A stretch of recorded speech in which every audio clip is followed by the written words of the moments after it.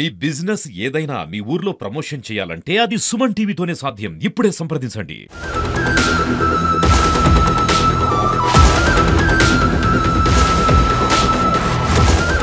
తెలంగాణ రాష్ట్రంలో రాజకీయాలన్నీ SLBC tunnel చుట్టే తిరుగుతున్నాయి. ఓవైపు కార్మికులు 8 మంది ఆ యొక్క టన్నెల్లో ఇరుక్కపోయి ప్రాణాలు ఉన్నాయో లేవో తెలియని పరిస్థితిలో బయట సమాజం అంతా ఉంటే అందులో ఉన్న కార్మికుల పరిస్థితి ఏంటనేది ఈ రోజు వరకు తెలియదు. వాళ్ళ కుటుంబ సభ్యులు ఏమయ్యారు, కనీసం వాళ్ళ బాగోగులు చూసేటోళ్ళు లేడు, వాళ్ళని బయటికి ఎలా తీయాలనే ప్రయత్నాలు అయితే సాగుతున్నాయి. కానీ దీనిపైన విపరీతమైన రాజకీయం చేస్తున్నారు. నిజానికి ఎస్ఎల్బిసి టన్నెల్లో జరిగిన ఈ ప్రమాదం మీద రాజకీయం చేయాల్సిన అవసరం ఉండేనా, ఈ రాజకీయ నాయకుల పర్యటనలో అవసరం ఉండేనా?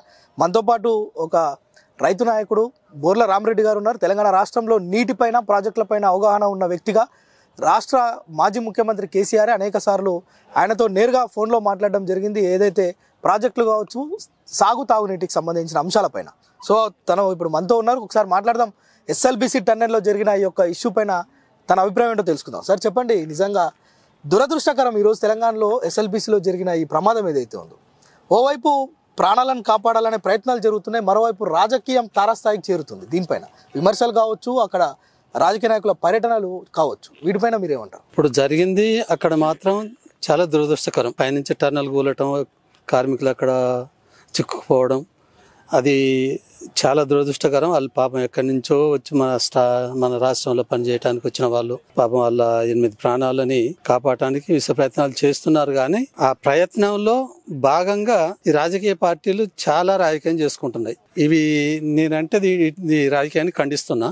ఒక విషయం ఏంటంటే, సొరంగ మార్గంలో పైనుంచి గుట్ట కింది నుంచి తీసుకుపోతున్నప్పుడు ఈ కమిట్మెంట్ ఎట్టా ఉండాలంటే, పైన నీటి లభ్యత ఎక్కువ ఉంది గుట్ట మీద. వాళ్ళు పోయిన స్థానం కాడిపోయారు, అక్కడ నీటి లభ్యత పైన గుట్ట మీద ఉండి అది పూర్తిగా ఒక 100 మీటర్ల దూరం ఒకేసారి కుప్పగూలిపోయింది. ఈ కుప్పగూలిన దాంట్లో కొంతమంది వెనక ఉన్న వాళ్ళేమో బయటికి వెళ్ళి వచ్చారు. ఆ డ్రైవర్లు 2 ఆపరేటర్లు, 4 కార్మికులు, 2 ఇంజనీర్లు పాపం వాళ్ళు ముందు భాగంలో ఉన్నారు. ఆ మిషన్ లో ఇరుక్కపోయారా ఎట్టున్నారు, అది దైవానికి ఎరకది. అదే గాని ఇప్పుడు వీళ్ళు చేసే రాజకీయం మీడియా ముందరికి వచ్చి రాజకీయం చేసి ఏదో పోజులు ఇచ్చి మేము సంతాపం తెలియజేయటం కాకుండా, ఇప్పుడు ఆ చనిపోయినటువంటి కార్మికులకు వాళ్ళకు భార్య పిల్లలు లేరా, వాళ్ళ బంధువులు లేరా, వాళ్ళ తల్లిదండ్రులు లేరా, వాళ్ళను ఒక్కలను కూడా మీడియా ముందుకు రాకుండా వాళ్ళని దాచిపెట్టినరా, లేకపోతే కిడ్నాప్ చేసిరా, వాళ్ళు ఎంత గోసదీస్తున్నారు, ఎంత ఏడుస్తున్నారో వాళ్ళ పిల్లల కోసం.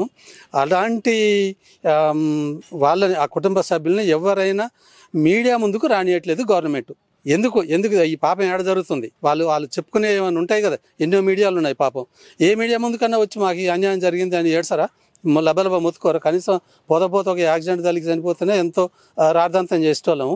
ఒక 8 మంది కార్మికులు, అందులో ఇంజనీర్లు, డ్రైవర్లు, ఆపరేటర్లు వాళ్ళు ఉంటే వాళ్ళ కోసం వాళ్ళ బంధువులు ఏమనుకోవాలి, వాళ్ళ తల్లిదండ్రులు ఎట్లా ఉండాలి, వాళ్ళ భార్య పిల్లలకి ఎంత కడుపుకోత ఉండాలి. ఇలాంటి వాడిని వదిలిపెట్టి ఈ టర్నల్ ముందుకు వచ్చి ఇక మీడియా ముందుకు మేము అది చేస్తున్నాం ఇది చేస్తున్నాం పోజులు ఇవ్వటం తప్ప ఇది కరెక్ట్ కాదు. మీరు చేసే పని సక్రమంగా మీరు ఏ రూపంగా చేస్తారో దాన్ని ఆ పనిని పూర్తి చేయండి.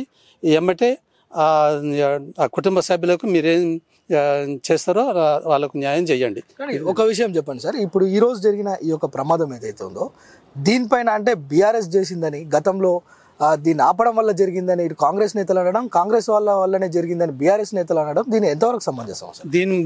దీని ముచ్చటకు వస్తే, ఇది 40 ఏళ్ల కింద మొదలైన ప్రాజెక్ట్. అది 40 ఏళ్ల నుంచి ఎవరు చేశారు ఆ పరిపాలన? కాంగ్రెస్ చేశారు, తెలుగుదేశం వాళ్ళు చేశారు. ఒకసారి రాజశేఖర రెడ్డి సీఎం గా ఉన్నప్పుడు పోతిరెడ్డిపాడు అనే ప్రాజెక్టు పెట్టుకొని దాన్ని ఒక 2-3 సంవత్సరాల్లో తవ్వుకొని పోయిండు. మరి అప్పుడేం చేశాడు? ఈ ఎస్ఎల్బిసిని ఎందుకు తవ్వలేదు ఆయన? ఇవన్నీ రాజకీయాలు చేసి బాగా ఇక్కడి ప్రాంతాల వైరుగా పరిపాలన చేసుకుంటా ఇవన్నీ దుర్మార్గమైనటువంటి పాలన చేశారు వాళ్ళ ఆంధ్రోళ్ళు. ఎస్ఎల్బిసి దగ్గరనే శ్రీశైలం నుంచి పోతిరెడ్డిపాడు ఉన్నది. దాన్ని ఎందుకు కంప్లీట్ చేశాడు రాజశేఖర రెడ్డి? అదెందుకు కంప్లీట్ చేశాడు? మస్తు నిలిపోతున్నాయి. కడప జిల్లాకి అనంతపురం, కర్నూలు, చిత్తూరు దాకా, మద్రాసు దాకా తాగునీళ్ళు పోతున్నాయి. అంత పెద్ద ప్రాజెక్టును అంత అనతి కాలంలోనే పూర్తి చేశారు. 40 ఏళ్ళ నుంచి ఉన్న టర్నల్కి ఒక 34 కిలోమీటర్లు టర్నల్ చేయకపోదు. ఎందుకు చేయలేరు? వాళ్ళు తలుచుకుంటే చేయలేకపోయినరా? ఇప్పుడు వచ్చి బీఆర్ఎస్ చేయలేదు అంటే బీఆర్ఎస్ వాళ్ళు కొంత చేశారు. వాళ్ళు ఏదో ఎత్తిపోతల మీద వాళ్ళు ప్రజలకు కొంచెం అనుకూలంగా కొంచెం ఖర్చు తక్కువతో వెళ్ళిపోద్ది అనుకున్నారు. మరి ఎట్లా అనుకున్నారు? కానీ ఆ ఎత్తిపోతల మీద పోయారు. చేయలేదని కదా, ఆయన కూడా చాలా చాలా చేసావు నల్గొండ జిల్లాకి, ఆ ఎత్తిపోతల మీద అట్లా ఇట్లా అవి అన్నీ వదిలిపెట్టి నువ్వు ఇప్పుడు వచ్చి టర్నల్ బాగా చేస్తా అందులో బాగానే 3-4 రోజులు పని చేయకముందే అది కూలిపోయింది. అది ఎట్లా కూలింది, ఎందుకు కూలింది, ఆ నిపుణులతో ముందల కమిటీ చేసి ఆ నిజ నిర్ధారణ తెలుసుకున్నాక పని మొదలు పెట్టాల్సి ఉంటుంది. ఇప్పుడు సాధ్యమే కాదు వాళ్ళకు పైనుంచి, ఎందుకంటే విపరీతంగా ఊట నీళ్ళు ఊరుతున్నాయి ఆ గుట్టలో. అది ఇప్పుడు సాధ్యమే కాదు వీళ్ళు ఆ పని చేయటం. తర్వాత ఇంకా ముందు కాలం అది అంతా ఎండాకాలం వచ్చినాక నీటి లభ్యత ఊట నీళ్ళు తగ్గితే తప్ప ఇప్పుడు వాళ్ళకి ఏం పని చేయరాదు. కానీ కనీసం వాళ్ళకి కళ్ళ ఇరుక్కున్న కార్మికుల కన్నా సంతాపం ప్రకటించి వాళ్ళు ఉన్నారా లేరా దాని మీద తొందరపడండి, వాళ్ళకి న్యాయం చేయండి ఆ కుటుంబ సభ్యులు. మీరు మాట్లాడుతూ ఒక సందేహాన్ని వెలిబుచ్చారు. ఇక్కడ వారికి కుటుంబ సభ్యులను కిడ్నాప్ చేసిరా, లేదంటే వారిని ఎందుకు దాచిపెడుతురు, ఎందుకు అణచివేస్తురు అనే ఒక సందేహం ఎందుకు కలిగింది మీకు? అవునండి, ఇప్పుడు వారం రోజులు అయింది. మీడియా ముందుకు తల్లిదండ్రులు రారా, భార్య బిడ్డలు రారా? ఎందుకు రావట్లేదు చెప్పండి? వాళ్ళకి లేరా? ఇట్లా ఉన్నారు కానీ వాళ్ళని ఎందుకు రానియట్లేరు మీడియా మీదకి? ఏ చిన్న విషయమైనా కానీ మీడియా ముందుకు వచ్చి చెప్తారు. ఏ మీడియా అయినా పోయి వాళ్ళతో ఇంటర్వ్యూ చేసుకుంటారు. ఒక్క మీడియా కూడా వాళ్ళ దగ్గరికి పోవట్లేరా, వాళ్ళని ఇంటర్వ్యూ తీసుకుంటలేరా, వాళ్ళ బాధలు ఏందో బయటకు చూపెట్టలేకపోయినరా? లేదు, ఇదేదో గవర్నమెంట్ కుట్ర. ఇది నేను నిజంగా చెప్తున్నా, ఇది గవర్నమెంట్ కుట్ర. వాళ్ళని బయటికి రానియట్లేరు, వాళ్ళ గోస చెప్పుకొనియట్లేరు.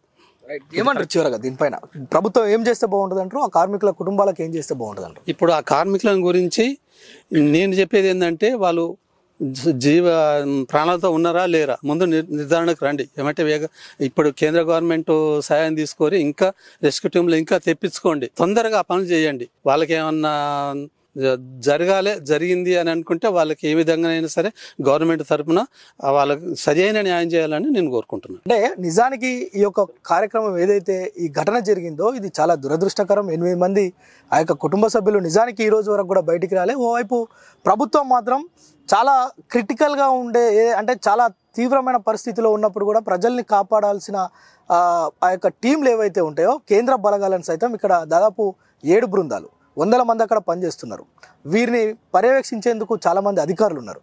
అయినప్పటికీ ఆ యొక్క కుటుంబ సభ్యులు బయటికి రావట్లేరు అనే ఒక అనుమానాన్ని చాలామంది వెలిబుచ్చుతున్న పరిస్థితి ఉంది. మరోవైపు దీనిపైన రాజకీయం చేస్తూ ఏదో కాలయాపన చేయాలనే ఒక దురదృష్టంతో ఇటు కాంగ్రెస్ కావచ్చు, బీజేపీ కావచ్చు, బీఆర్ఎస్ కావచ్చు, ఒకరిపైన ఒకరు నిందలు వేసుకుంటూ ఇలాంటి దురదృష్టమైన పరిస్థితులలో కూడా ఇలాంటి రాజకీయమైన ఆరోపణలు ప్రత్యారోపణలు చేయడం సమంజసం కాదు. వారి కుటుంబాలను ఒకసారి బయటికి తీసుకురావాలి, వారి యొక్క సమస్యలను తెలుసుకోవాలి, వారు ఉన్నారా లేరా, ఇప్పటికే దాదాపు వారం రోజులు గడిచిపోయింది, వారికి ప్రాణాలు ఉన్నాయా లేవా అనే దానిపైన ప్రభుత్వం స్పష్టమైన ఒక ప్రకటన చేయాల్సిన అవసరం ఉందని డిమాండ్ చేసిన పరిస్థితి అయితే ఉంది.